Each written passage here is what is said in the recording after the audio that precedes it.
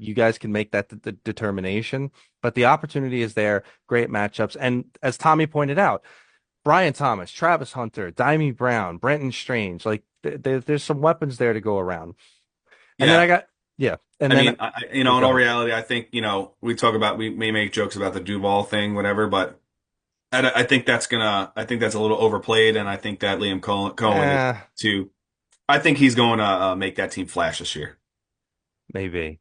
All right. And then I got two names depending on the type of league you're in. If it's a 4 point passing touchdown league, I've got Daniel Jones horrifically identified here. So he's available basically in every league. But he's at home against Miami. Week one, it could be very, very good. And obviously, he's got the rushing upside. You could do way worse than him if you have to play a quarterback that, like, for example, okay, in a 4 point passing touchdown league, Tommy and I had identified Justin Fields as being great for the season, but he's got an awful week one. So week one, I could think of guys that I would rather play than Justin Fields. Daniel Jones would be one of them. I can't even believe I'm saying that.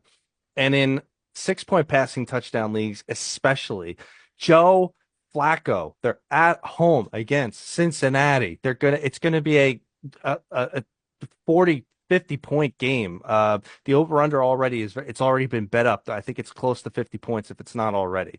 So you could do way worse than that for week one if you absolutely need it. There's a bunch of guys, by the way, Tommy, that we had identified as being really good for the season, but having just a bad week one. And so, for example, one of your sleeper picks here, he's one of them. So why don't you take that? Yeah. Yeah. So Cam Ward, I think that he's going to I think he's going to have a really good rookie year. Um, he's got some talent on the outside. And obviously we just talked about Chico Okonkwo as well too. But obviously having Ridley, and I think when Spears comes back, I think it's going to be a great opportunity for that offense to flourish a little bit more. He is going to have a little bit of a slow start, I believe, but he will have a really good end of year opportunity to make himself fantasy relevant, especially with that defense. They have the third worst defense, on paper right now in the league. Things change over time as well too. Being on paper doesn't mean that you're the best or whatever, how it's scripted that way.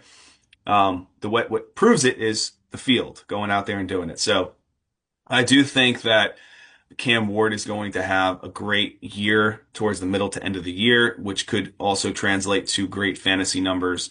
And it could be a great opportunity for you to have him as a stash play, or if you're punted the quarterback position.